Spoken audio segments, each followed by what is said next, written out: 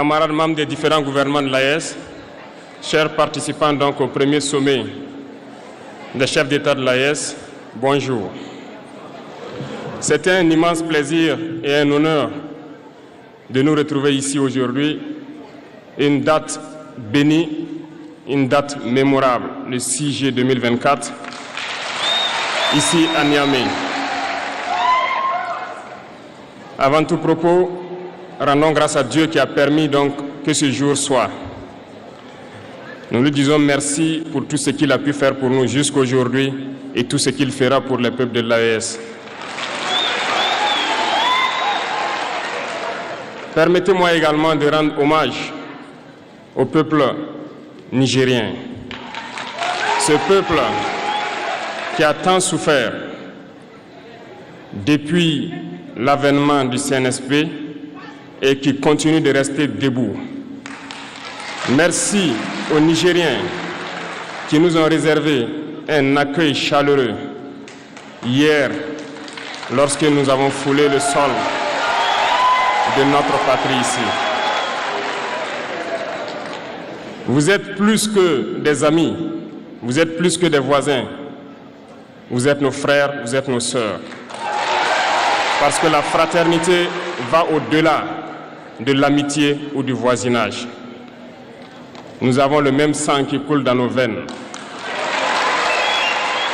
Dans nos veines coule le sang de ces vaillants guerriers qui ont combattu et qui ont réservé ces terres que nous appelons Mali, Burkina et Niger.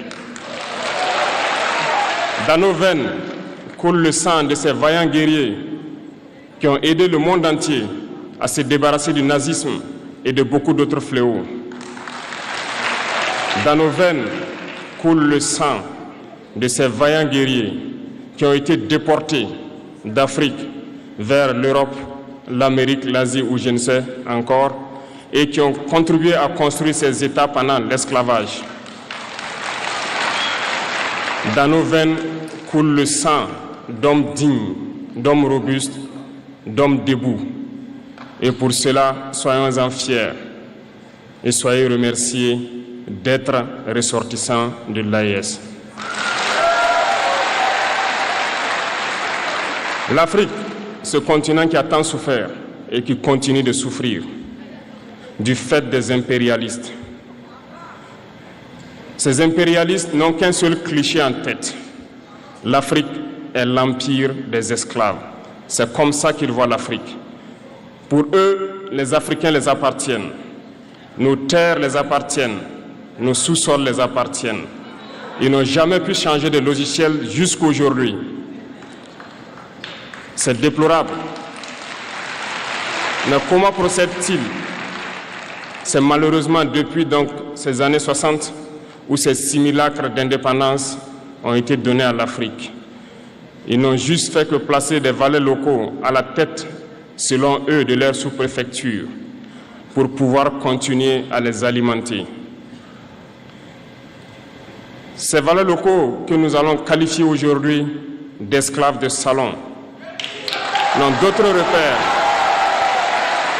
que de chercher à vivre comme le maître, à satisfaire le maître et à faire tout ce que le maître lui dicte. Ils volent, ils pillent nos États, amènent tout chez le maître et leur richesse est conservée chez le maître. Ils font tout pour vivre comme le maître et toujours le satisfaire. Lorsque le maître commande, ils exécutent. Savez-vous qui sont ces esclaves de salon? Eh bien, nous allons vous expliquer ce que c'est. Ce sont des individus qui n'ont aucune dignité, qui n'ont aucune morale, qui n'ont aucune personnalité. Mais le maître esclave a toujours su identifier ces individus. Ils sont toujours prêts à trahir leurs frères pour satisfaire le maître. Ils nous ont trahis depuis l'indépendance et d'autres continuent jusqu'à aujourd'hui à nous trahir au profit de leur maître. Ces individus continuent toujours, contre vents et marées, à piller l'Afrique, à aider le maître à piller l'Afrique. Ils se plaisent à le dire chaque année Dans leur sondage économique, le Burkina est le pays le plus pauvre, le Mali est le pays le plus pauvre, le Niger est le pays le plus pauvre. Nous sommes classés parmi les derniers. Très bien, si nous sommes aussi pauvres qu'ils le disent, mais quand est venu le moment de prendre nos responsabilités, nous avons demandé à ces maîtres de quitter les lieux. Pourquoi ne veulent-ils pas partir? Lorsque nous prenons le cas du Niger, depuis plus de 40 ans, certains pays exploitent l'uranium pour produire de l'énergie chez eux. D'Ottawa jusqu'à Paris, les rues sont illuminées, c'est la lumière. Mais au Niger, c'est l'obscurité qui nous est servie. Lorsque vous partez dans nos États, nos sols sont troués de toutes parts pour rechercher les métaux précieux tels que l'or. Mais souvent, il n'y a même pas la moindre route accessible pour atteindre les zones où ils exploitent l'or, encore moins certains services sociaux de base. Voilà pourquoi nous avons décidé de nous révolter et de prendre le destin de nos pays en main. Il y a bien d'autres exemples. Mais lorsque nous avons décidé ainsi, eh bien, nous avons été approchés par certains esclaves de salon pour nous passer le message de leur maître.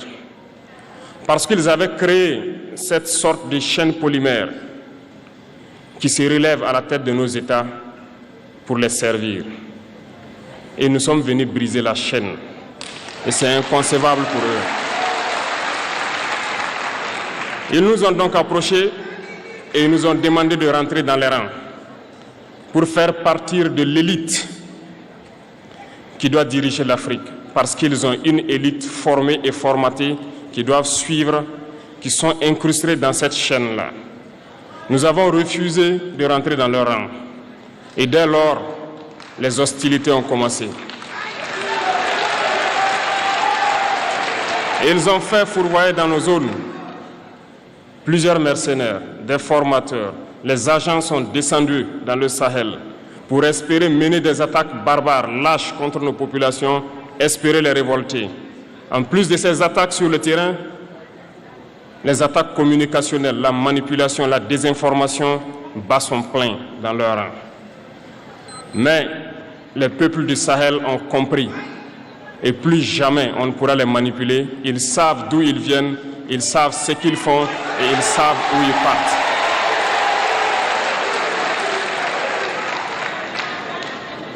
Nous n'allons plus permettre cela. Les gens sont éveillés et les gens se battent aujourd'hui, pas pour nous-mêmes, mais pour les générations à venir.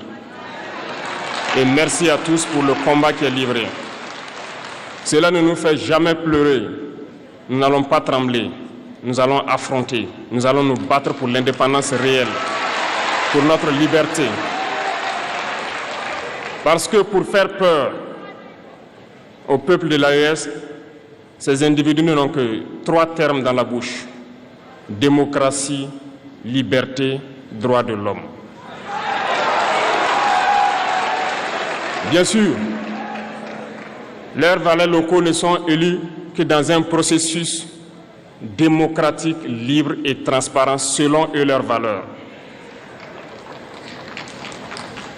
Quoi de plus normal qu'on veuille nous imposer cela, parce que c'est eux qui édictent les règles. Très bien, nous avons décidé de nous assumer. Voilà pourquoi un 26 juillet 2023, lorsque le Niger a décidé de tourner la page, les esclaves de salon et leurs maîtres sont montés sur les grands chevaux. Ils ont mis leurs valets locaux en avant et ont décidé de mener une guerre contre le peuple nigérien. Nous avons donc dit, quiconque osera s'en prendre au Niger nous aura en face, parce que nous mènerons une guerre sans merci jusqu'à la dernière goutte de sang pour quiconque osera s'attaquer à nos États. Cette parole, cette décision que nous avons eue hier est d'actualité aujourd'hui et sera d'actualité demain et pour toujours. Ainsi naquit l'AES le 16 septembre 2023 dans une architecture de défense mutuelle. Mais nous avons jugé nécessaire de prolonger et d'agrandir donc l'architecture de l'AES. Ce qui nous rassemble aujourd'hui doit nous permettre d'aller sur d'autres terrains en plus de la défense, notamment les finances et l'économie, les infrastructures, la santé, l'éducation, bref, j'en passe. Je souhaite donc que ces moments soient pour nous une histoire que nous allons écrire pour l'AES, mais surtout pour l'Afrique et pour le monde entier. Que Dieu illumine tout un chacun de nous. Que Dieu nous inspire dans ces tâches qui nous sont confiées. Et surtout, que lorsque nous faisons tous nos travaux, que nous ayons en tête une seule chose, l'intérêt suprême de nos populations. Sur ce, nous prions encore une fois de plus, bon Dieu, qu'il nous accompagne tous dans nos différentes tâches, qu'il protège nos combattants, qui, grâce à eux, nous permettent d'être assis ici et d'échanger autour de l'avenir de nos États. Soyez donc remerciés une fois de plus, peuple nigérien. Soyez unis et solidaires, peuple de l'AES, la patrie ou la mort.